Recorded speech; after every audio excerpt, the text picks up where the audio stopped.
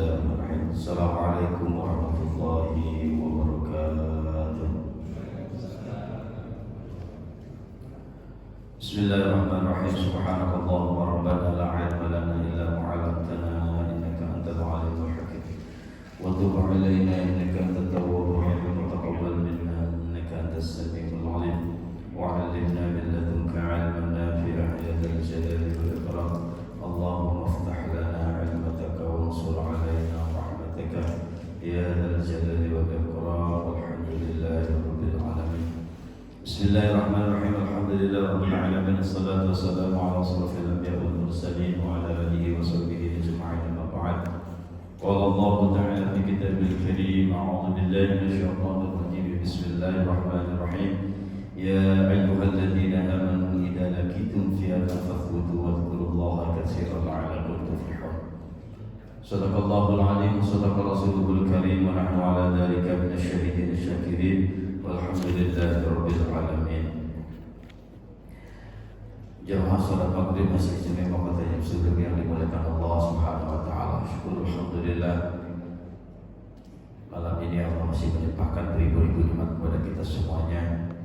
Mudah-mudahan dengan nikmat yang begitu banyak Allah berikan kemampuan pula untuk bisa mensyukurinya dan kita gunakan untuk beribadah kepada Allah Subhanahu wa taala. Kita gunakan untuk mendekatkan diri kita kepada Allah Subhanahu wa taala dan kita dijadikan hamba-hamba Allah yang bersyukur, hamba-hamba Allah yang selamat bahagia mulia dunia akhirat. Amin ya rabbal alamin. Baik, dibuka halaman 139. 139 hadis yang paling bawah, nomor 2 paling bawah, nomor 553. Bismillahirrahmanirrahim. Qala musannif rahimahullahu ta'ala wa nafa'ana bihi wa bi'ulumihi fid dharain amin. Wa 'an Aisyah, hadis riwayat Sayyidah Aisyah radhiyallahu anha, semoga Allah meridai beliau. Qalat berkata, di sini Sayyidah Aisyah berkata, kana nabiyyu, bahwasanya baginda Rasulullah sallallahu alaihi wasallam yuqabbil. Yuqabbil itu mencium, ya. Berarti yuqabbil mencium wa huwa shaim. Beliau mencium Sayyidah Aisyah wa huwa shaim, dan beliau dalam kondisi berpuasa. Kemudian wa yubashir, kemudian baginda juga memeluk. Yubashir, basyarah itu bersentuhan kulit. Jadi memeluk, wa huwa shaim, dalam kondisi puasa. Rasulullah cium, memeluk dalam kondisi puasa. Walakinnahu kana amlakahum lirbi, akan tetapi baginda Rasul sallallahu alaihi wasallam itu hamba yang paling kuat. Amlakakum, hamba yang paling kuat. Liirbihi, menahan syahwatnya. Itu. Jadi hukum mencium, memeluk ketika lagi berpuasa, apalagi itu puasa Ramadan, jangan sampai batal. Kalau puasa sunnah enggak wajib masalah. Kalau puasa wajib, ya, mencium, memeluk ini hukumnya boleh sebenarnya, enggak apa-apa. Cium, dipeluk enggak apa-apa. Tapi karena setan itu pintar gitu loh. Ya, pintar, maka harus berhati-hati. Nah, kalau Rasulullah sangat kuat, bisa untuk menjaga syahwatnya. Nah, kalau umumnya manusia biasa, kemungkinan besar berat untuk menjaga itu. Apalagi masih umur-umur yang masih baru-baru nikah gitu ya. Oh, itu tegangannya tinggi. Gak boleh disentuh, gak boleh bahaya. Itu nanti kalau ujungnya ke situ akan batal puasanya. Kalau Ramadan, ya kalau malam, kalau siang kan repot gitu ya. Jadi harus hati-hati betul, walaupun itu terlihat nggak sampai lah gitu. Jangan meremehkan sesuatu, kita hati-hati aja. Jangan meremehkan hal yang hal yang menyebabkan kita untuk berbuat dosa.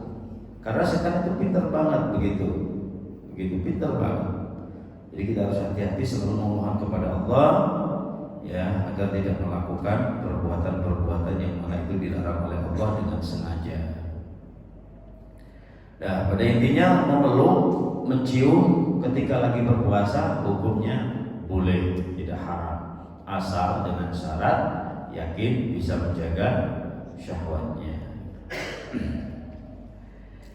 Nah, kemudian wa bin Abbas radhiyallahu anhu, semoga radhiyallahu anhu, semoga Allah meridai keduanya. Anna Nabi sallallahu alaihi wasallam, bahwasanya sesungguhnya baginda Rasul sallallahu alaihi wasallam ihtajama. Ihtajama itu bekam artinya, Pak. Bekam itu ngeluarin darah ya. Udah tahu lah bekam. Pakai alat jarum, tusuk-tusuk kecil-kecil, disedot, darahnya keluar, untuk bekam. Wa huwa muhrim. Rasulullah dalam kondisi mahram, memakai ihram, tak melakukan ibadah haji atau melakukan ibadah umrah. Berarti hukum ketika ihram, ketika memakai ihram itu hukumnya nggak apa-apa untuk bekam. Wahtajama, dan juga bekam baginda Rasul wa wasaqib, dan kondisi puasa pun juga Rasulullah pernah bekam. Ya, kata Sayyidina Abbas radhiyallahu anhu. Nah, ini bisa kita ambil kesimpulan bahwa hukum bekam itu boleh. Ya. Memang yang sangat dikhawatirkan kalau lagi nggak pas bekam itu bisa lemes, bisa jadi pingsan. Itu kalau nggak pas kondisinya. Ya. Nah, itulah yang ditakutkan oleh syariat Islam. Ketika berbekam nanti jadi lemes, bahkan pingsan, akhirnya batal lah puasanya, pokoknya batalin puasa akhirnya. Itu yang dikhawatirkan oleh Islam. Ketika kita berbekam, ya, maka harus benar-benar kondisi dalam kondisi kita itu fit. Walaupun dalam puasa yakinkanlah, jangan sudah lemes dibekam. Nah, umumnya manusia itu kan ketika puasa ya lemes. Ya, kalau puasa kondisinya ya nggak se-efektif ketika lagi nggak puasa gitu. Apalagi yang jarang-jarang puasa, yang tak terbiasa puasa, pasti terasa banget. Begitu. Maka dalam hal ini baiknya kalau nggak penting banget jangan bekam, walaupun diperbolehkan. Boleh hukumnya. Maka suntik juga boleh, sama itu kan, bekam itu mau menusuk jarum mengeluarkan darah. Ya, mungkin dulu nggak pakai jarum, pakai apa, yang penting itu disobek kulitnya dikit, ditusuk-tusuk dikit, keluarlah darah. Ya, nah itu diambil kesimpulan oleh para ulama bahwa suntik ya sama, gitu. Suntik memasukkan, itu ada cairan ya. Ada yang bilang suntik itu nggak apa-apa, yang penting nggak lewat jalan apa ya. Lewat lubang yang semestinya, kayak lubang mata, lubang telinga, gitu.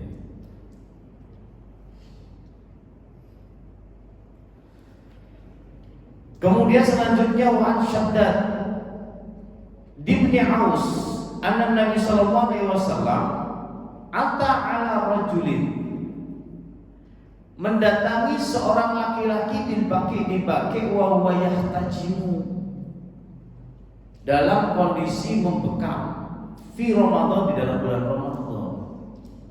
Jadi ada seorang laki-laki di daerah Baqi, Rasulullah mendatanginya.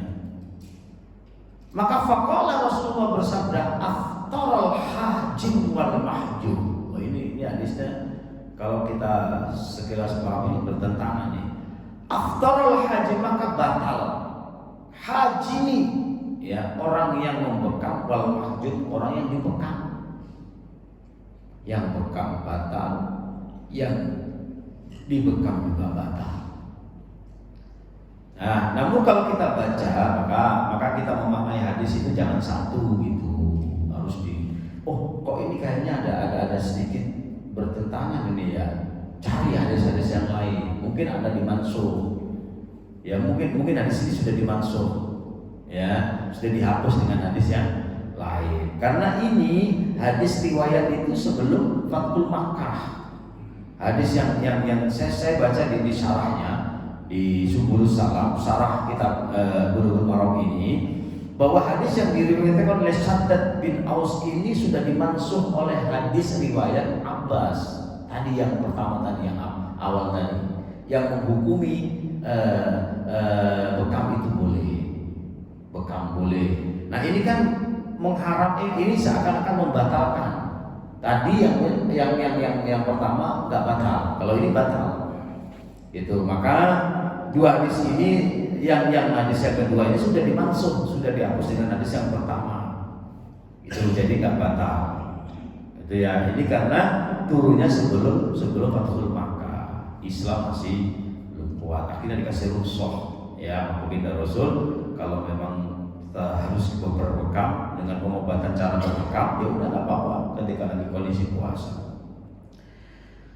Nah kemudian bawaan Anas bin Malik, selanjutnya riwayat Anas bin Malik radhiyallahu anhu, awwalu ma kurihat hijamah, awal-awal dimakruhnya untuk berbekam lishaim bagi orang yang berpuasa, an Ja'far bin Abi Thalib, yaitu Ja'far bin Abi Thalib dimakruhkan ini awal-awalnya. Akhirnya ihtajama wa huwa shaim, Ja'far bin Abi Thalib ini berbekam dalam kondisi berpuasa. Famarra bihin Nabi, Rasulullah melewati dalam kondisi dia lagi berbekam. Faqala afṭara hadani, kamu dua-duanya batal gitu.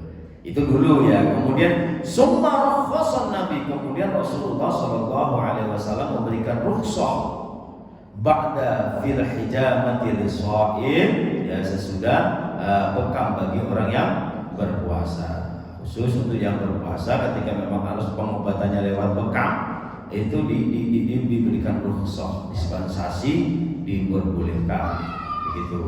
Cuma dipastikan jangan sampai gara-gara bekam terus lemas jatuh, kemudian maksudnya lemas terus dia membatalkan puasanya. Ya. Wa kana Anas yahtajimu wa huwa shaim.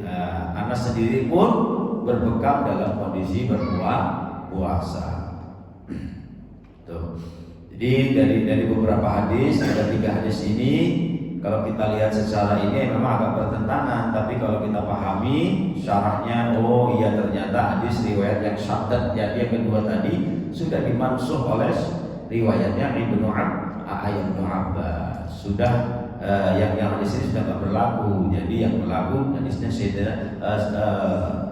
Sayyidina Abbas, ya, Sayyidina Abbas radhiyallahu anhu.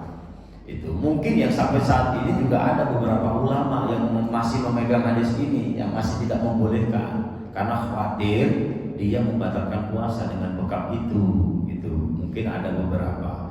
Tapi pada mayoritas Imam Syafi'i ya Imam Syafi'i itu tidak apa-apa, hukumnya boleh bekam ketika kondisi lagi berpuasa. Selanjutnya wa ana Aisyah, hadis riwayat Sayyidah Aisyah radhiyallahu anha, semoga Allah meridai beliau. Anna Nabi sallallahu alaihi wasallam, bahwasanya baginda Rasulullah sallallahu alaihi wasallam iktahala fi Ramadan, bercelak mata, ya matanya dihitam-hitamin itu ya, kayak celak. Tahu ya, itu dikasih hitam-hitam kayak celak itu. Fi Ramadan, di dalam Ramadan, wa huwa shaim, beliau dalam kondisi puasa. Berarti boleh pakai celak mata ketika puasa itu boleh. Karena itu kan bukan benda cair ya, benda padat. Kemungkinan untuk masuk lubang mata itu sedikit. Dan pun ada yang berpendapat pakai obat tetes mata boleh nggak? Gitu. Pakai obat tetes mata boleh hukumnya. Nah, ada beberapa ulama yang berpendapat nggak apa-apa tetes mata itu. Karena apa? Dia bukan ke tenggorokan. Jadi mata itu nggak tembusnya tenggorokan, dibilang begitu. Jalurnya beda, lubangnya, begitu. Tapi kita lebih hati-hati ya, jangan kalau nggak terpaksa, jangan dilakukan. karena bendanya cair kan kalau tetes mata. Kalau ini kan padat, nggak cair. Ya. Selanjutnya wa an Abi Hurairah, riwayat Abi Hurairah radhiyallahu anhu. Qala Rasulullah sallallahu alaihi wasallam, bahwasanya Rasulullah sallallahu alaihi wasallam bersabda, man nasiya, barang siapa nasiya lupa, wa huwa shaim, dia lagi kondisi berpuasa, fa'akmala, fa'akala, makan, au syariba, atau minum, faljudimma shaumuhu, maka sempurnakanlah puasanya. Fa innama at'amahu Allahu wa saqahu, karena sesungguhnya itu makanan dari Allah dan minuman dari Allah Subhanahu wa ta'ala. Gak batal, asal syarat betul-betul lupa. Sebanyak apapun makan itu kalau lupa nggak batal, karena dianggap itu makanan dari Allah Subhanahu wa ta'ala. Jadi ya beruntung rezeki kalau lagi puasa terus makan. Ya, yang repot di tengah-tengah ingat belum minum, itu repot. Ya, apalagi keseratan ya, seret belum minum. Ingat, waduh repot. Enaknya udah minum, udah merokok habis 3 batang baru ingat. Cocok itu. Rezeki udah makan sepiring, minumnya segelas, kopi segelas, rokoknya 2 batang 3 batang. Aduh puasa lah, wah. Lanjut aja. Ya itu rezeki berarti. Rokoknya dari surga itu berarti. Ya. Pokoknya syaratnya lupa mutlak, benar-benar lupa, gitu. Ya kalau pikun puasa itu kan tuh, benar-benar lupa. Kalau pikun tuh lagi puasa lupa, ya diingetin, iya puasa ya.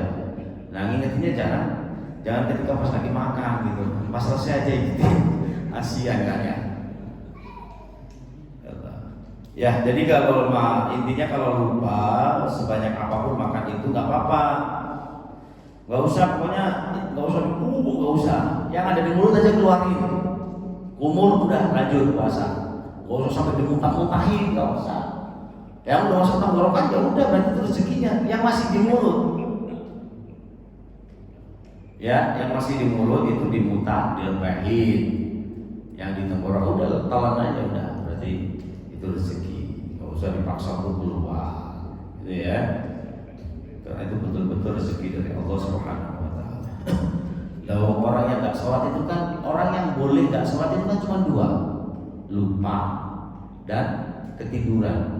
Itu yang boleh meninggalkan sholat, dikasih rukhsah, gak apa-apa gak sholat ketika ketiduran dan lupa, tapi kotor gitu.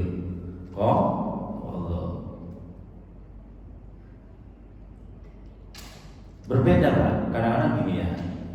Gini, tidurnya jam 1. Momennya jam 1 siang. Datang dari mana itu capekan banget gitu. Bangun-bangun jam 2 tidur sejam ini. Bangun jam 2 sholat zuhur. Bablas.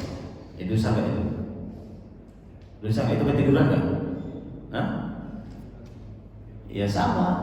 Kayak belum sholat isya. Belum sholat isya datang malam jam 10, belum sholat isya, tidur dulu lah, nanti bangun sekalian tahajud. Bablas bangun azan subuh. Ya alam itu. Kalau memang diniatin udah dikasih kesempatan sama Allah, ya untuk sholat 1 jam waktunya, emang ya capek, semuanya memang capek ujian. Ya, tapi kalau kita takut, ya udah. Kalau memang benar yakin bisa bangun, ya boleh. Ya. Kayak begini nih. Ini sering terjadi mungkin ke anak-anak perempuan kita ya, ketika lagi haid, datang bulan tuh, datang bulannya jam 1. Sebenarnya dia itu jam 1 datang bulan, kan belum sholat duhur pokoknya, belum sholat duhur jam 1 siang. Allah udah kasih 1 jam, dia gak sholat.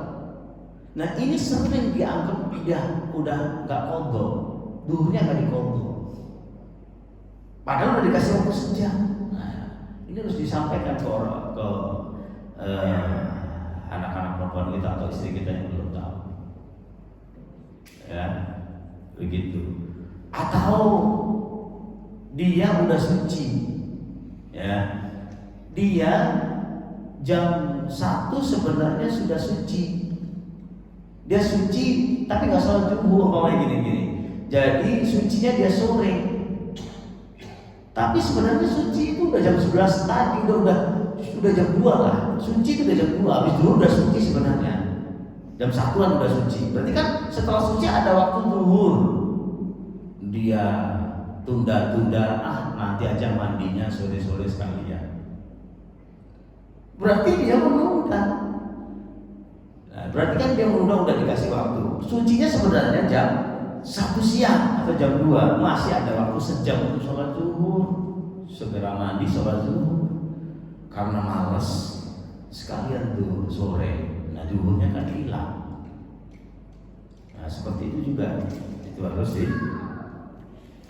disampaikan kepada keluarga kita yang perempuan gitu.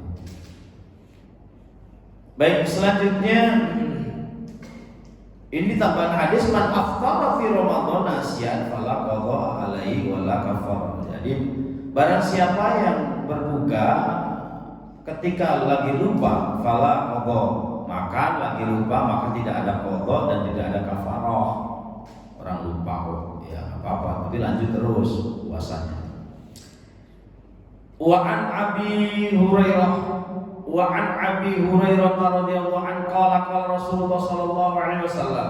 Hadis diriwayatkan oleh Abu Hurairah bahwasanya beliau berkata, Rasulullah sallallahu alaihi wasallam bersabda, man dara'ahu, barang siapa yang terpaksa al-qai'u muntah, fala qadha alaihi, maka tidak ada qadha, enggak batal ya, isinya enggak ada qadha. Terus puasanya kalau muntahnya enggak sengaja. Misalnya itu enggak sengaja. Wa man istaqa'a, barang siapa yang sengaja muntah, dimuntah-muntahkan gitu ya, fa alaihi qadha, maka puasanya batal plus qadha nantinya. Makanya kalau kau ya udah, kalau muntah sendiri, umpamanya kita kebauan apa gitu, langsung enggak muntah, atau masuk angin muntah, itu kan muntah nggak dipaksa, muntah sendiri. Setelah muntah lanjutin aja puasa kalau kuat gitu. Jangan terus batalin puasanya. Ya kalau nggak kuat sih boleh, tapi kalau masih kuat nggak terusin daripada qadha gitu. Intinya nggak apa-apa kalau muntah itu, kalau nggak sengaja, ya nggak boleh itu yang disengaja itu nggak boleh gitu, dimuntah-muntahin karena kita enak gitu ya, nggak enak kayaknya mabuk pengen dimuntah-muntahin, itu nggak boleh. Kalau nggak sengaja boleh, tapi kalau sengaja itu batal kalau sengaja. Wa an Jabir bin Abdullah radhiyallahu anhu, wallahu a'lam bishawab. Dah cukup sampai sini.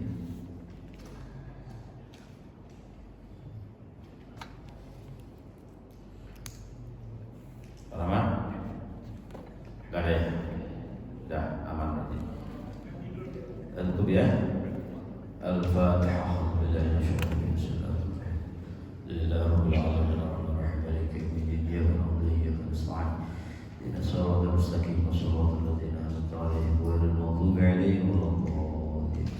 Sallallahu alaihi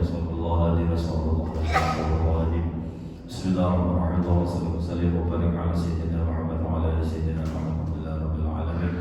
Hamdan syakirin, hamdan na'imin, hamdan yafi ni'ama wa yukafi mazidah. Ya Rabbana wa lakal hamdu wa lakal syukru kama yanbaghi li jalali wajhikal karim wa 'azimi sultanik. Allahumma shalli ala sayyidina Muhammad salatan tas'abu ala al-azzam wa tahsil bi ala al-akhlaq wa ala alihi wa sahbihi wa sallam. Ya Allah ya Rahman, ya Allah ya Rahim, ya Allah ya Rahman, ya Allah ya Rahim, ya Allah ya Rahman, ya Allah ya Rahim. Allahumma yassir wa najjih wa barik umur dunya wa umur al-akhirah bisabab majlis ilmi ya Rabbi rahmatika ya arhamar rahimin. Allahumma rizqna al-istiqamah wa husnul khatimah.